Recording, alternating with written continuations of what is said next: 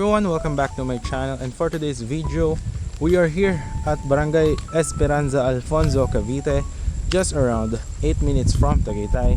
And meron tayo rito ngayon 5 lots, no, na affordable, very convenient, magandang investment, and wala tayong mga monthly dues dito, construction bond, wala tayong mga HOA or anything. This one is farm lots. Meron tayong isang 611 corner lot, meron tayong isang 550, ito na mismo yung isa, inner lot, tapos may dalawang 300 square meter, and merong isang 1,680 square meter. So ito guys, naka-promo tayo ngayong March. Ayan. So the price for the corner lot na 611 square meter is for only 6,000 per square meter. Dito naman, dito sa may 550 is 5,500. Yung dalawa doon na 300 is 5,500. And then yung 1,680 square meter is 5K per square meter naman. So ipapaliparan natin ng drone shot in here. So para makita nyo agad kung nasan yung location. Andyan lang yung barangay road. As in, nandyan lang, maglalakad ka lang. And yung project natin, yung community is napakaganda. Marami rin nakatira, may kuryente, may tubig, and lahat ng kailangan nyo dito. Ang terms natin sa mga dito is, example lang kinuha nyo is yung 611 square meter times 6,000. 80% po noon ang babayaran nyo, and then deed of sale turnover natin. Yung 20% remaining is sa title transfer na po. And then ito naman sa 550, 5,500 per square meter times nyo po siya. Kung magkano naging price is 80% po noon. Tapos deed of sale turnover, pwede nyo nang gamitin yung lot if what you wanna do with it. Gusto nyo siyang bakuran, taniman, or lagyan ng house, it's up to you. But meron naman ditong kuryente and water if you want to, no? So yan, paliparan muna natin drone shot yung ating property dito. Ayan, 2 lanes po ito, yung concrete road. Ayan. Para mas ma-visualize nyo, I'll show you the drone shot in 3, 2, 1. Ito po yung drone shot. So ito yung ating project guys. So ito na po yung aerial shot. Ayan yung 611 and yung 550 square meter sa tabi niya po, no? So ito siya. Ayan, two-way po yung ating kalsada dito. Ayan, may mga nakatira na rin po. May mga owners na rin po dito. Meron po tayong electricity and water. And yan po, ayan na po mismo yung barangay road, no? Ayan. So maglakad ka lang ng 1 minute is nasa barangay road ka na.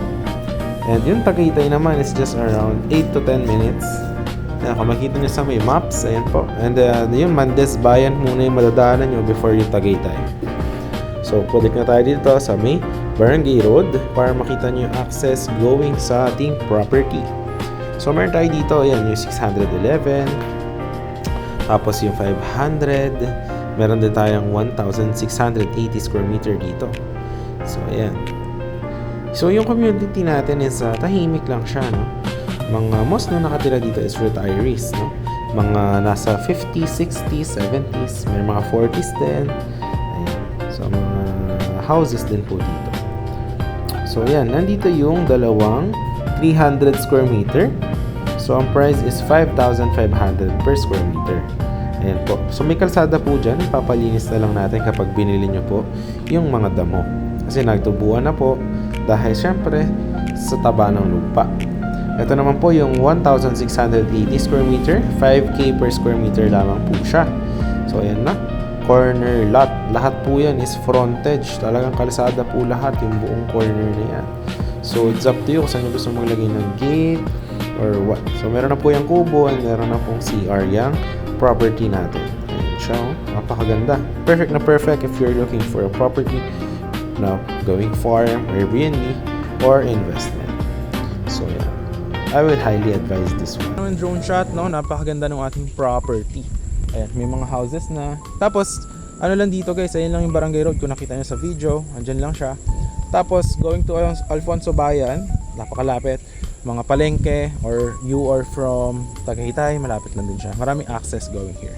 So, yung 550 is here, no? Ito, flatland. Ayan siya. So, nandito yung muhon. Nandyan yung muhon nun. Hindi ko na lang siya, dahil kumapal na yung damo eh. Pero nandyan yung muhon ng 550. Diretso doon. Ayan, rectangle siya. Ayan, yung shape. Tapos meron ka lang ditong katabi na 312 square meter. Ayan. So ayan yung 550 square meter. 4 lanes po. Ito meron pa to. Tumubo lang yung mga damo eh. Ayan. So ayan dito yan, 4 lanes yung ating concrete road here. Ayan, tapos yung 611 naman na corner lot. 611 na corner lot is here naman. Ito naman siya, itong kabila. Ang muhon naman nitong corner lot is nandito sa may dito yan, nandyan. Ayan, nandito yan guys. So padiretso doon, tapos pa-close dyan. Ayan. Ganito yung corner lot. Ayan o. So ito yung motor natin. Ayan, may mga houses din dito. Ayan, may mga ayan, corner lot yan guys. Flat land. May mga puno ng nyog. Ayan, hanggang doon yan sa may mga halaman. Nandun yung kabilang muhon. So kalsada yan lahat guys. Ayan o. Napakalamig ngayon. Ano na ngayon eh? Around 5 PM. So ayan, ito yung corner lot na 611. Ayan, may mga bahay na yan dyan kung nakita nyo sa drone shot. Ayan. So nandun yung muhon hanggang dyan sa may halamanan. 611. Ayan. Okay. So ayan siya. Okay. So yung next naman natin is yan, yun yung 611. No? Napakaganda.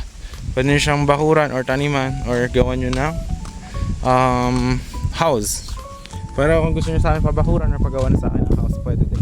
Pag-usapan natin yan. Pero yung bakod dito, sa 611 na sukat ko na yan. Kung gusto nyo pabakod, 600,000 po siya. Tapos kung gusto nyo pagawang bahay, kung mga simpleng house, kahit na ng around 2M or 1.5, kaya natin simulan yung bahay nyo. Kompleto na yan, pintura, permit, tapos kasama na rin yung drainage, tsaka electrical lahat. Okay. So ito naman yung 550. Andun yung muhon kasi na 611. Ayan, pass square yan, pa rectangle square. Ayan. Ayan, ito naman yung 550 square meter for only 5.5 per square meter. Ayan. Tapos punta naman tayo doon sa may 1,680 square meter para mas makita nyo din. Ayan, ganito lang naman yung mga lupa dito. Ayan, flat land. So kapag binili nyo yung lupa, kahit ako na magpalinis, freebies ko na sa inyo. Pwede ko, may mga tao naman ako dito, palinisan natin para sa inyo. Ito yung mga sample ng mga house dito na nakatira. Ayan o. So napakatahimik ng community. Mostly ang mga nakatira, mga retirees, ganyan.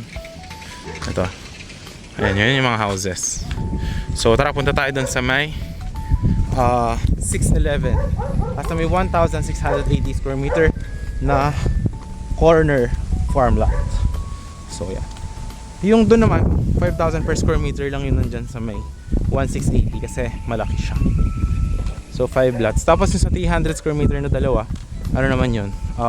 Tawag nito? 5.5 per square meter kasi inner lot. Tapos yun, papalinisan ko kasi ang taas na masyado ng mga puno, damo. Pagka kinuha nyo siya, ako na magpapalinis. So terms natin, 80% payment, deed of sale, tapos turnover na sa inyo, pwede na gamitin yung lot. Yung 20% remaining, tsaka nyo na bayaran pag na process na yung title sa inyo. So yan, napakatahimik ng community, no? Ayan o. Yan, yung mga ibang may-ari, ganyan, binakuran lang. So pwede naman yung ganyan, depende sa inyo. Okay. So yung 1,680 square meter is ito siya. Yan, kung nakita nyo sa drone, paikot yan dito, kalsada, paikot sa 1,680, may papunta yan doon. Tapos may kasada rin yan dito. Tumubo na lang talaga yung damo eh. Ito. Pero ito siya.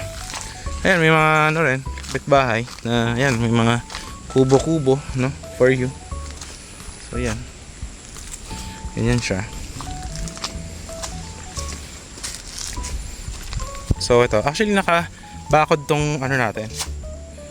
Itong 1,680 square meter. Yan, may bakod yan, oh. Ito.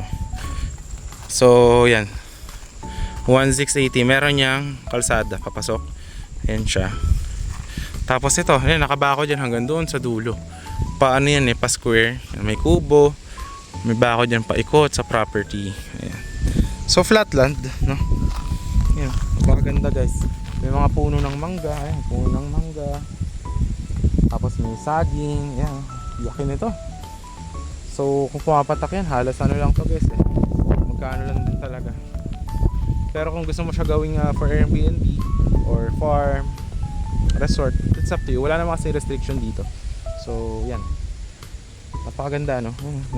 Ikutan natin para mas ma-visualize nyo. Ayan, nakapaikot yung bakod. Ito, pakita ko sa inyo yung bakod ng property. Ayan, meron niyang fence. Ito. Ayan, may barbed wire. Ito. Ayan, may barbed wire yan, paikot doon. Pero kalsada yung lahat, oh. Ayan, may kalsada pa yan dyan. Yung property natin, kalsada yung lahat, paikot. Ayan, hanggang doon. Hindi ko nalalakaran kasi mataas na yung damo. Pero yan, pagka kinuha nyo to, papalinisan ko na lang. Ako na bahala, palinis niya. Para maganda naman pag turn over ko sa inyo. Pero wag natin tanggalin yung mga puno. Sayang, maganda masyado yung mga puno. Ayan, may mga saging, may mga nyog.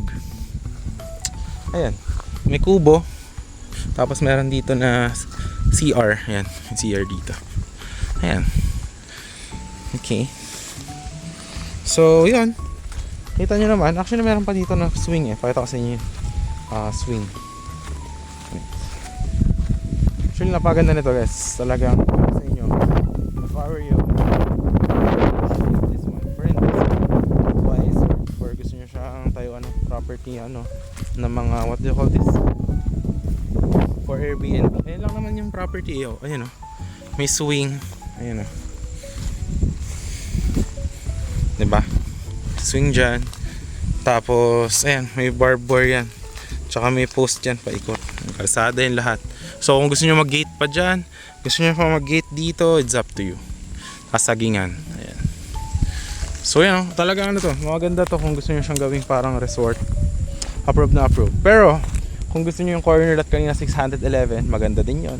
Kung gusto nyo naman yung dun sa may 550, okay din. Kung sakto budget, dun na sa 300 square meter, malaki na din yun. Yan o, buhay yung mga saging. Pakita ko sa inyo. Ayan, may mga tubo yung saging. Diba? Napakataba ng lupa dito. So yun guys, kompleto naman yung ating lot tour here. If you're interested, message nyo na ako sa Viber, WhatsApp. Nandiyan naman yung details ko. So yun, I hope to see you soon sa inyong pangarap na farm lot. Once again, this is John Rich and see you in the next one. Bye bye.